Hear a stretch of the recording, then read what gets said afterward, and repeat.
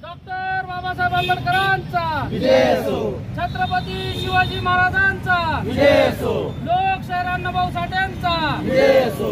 साक्षीला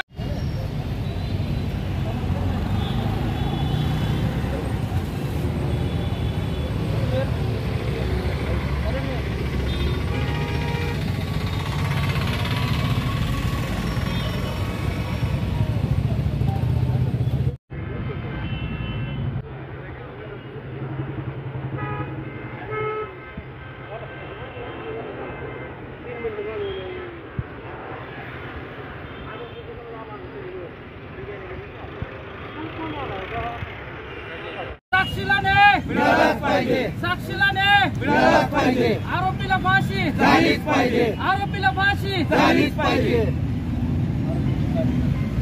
आरोपीची जामीन रद्द करा, आरोपीची जामीन रद्द करा।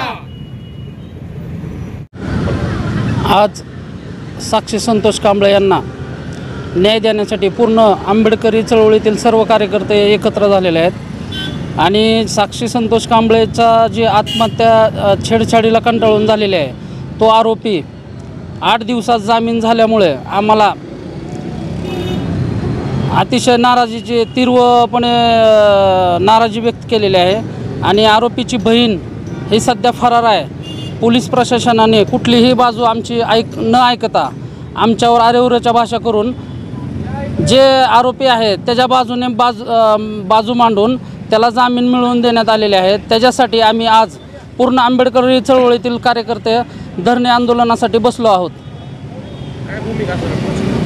पुढची भूमिका आमची अशी आहे की आरोपीची जामीन रद्द करण्यात यावी, नाहीतर आम्ही पूर्ण उस्मानाबाद धाराशिव शहरामध्ये हे लॉंग मोर्चा काढून आरोपीचे पूर्ण चौकशी करून आणि स्वप्नील DYSP राठोड यांची बी चौकशी करून यांच्यावर कायदेशीर कारवाई करण्यात यावी अशी मागणी करणार आहोत।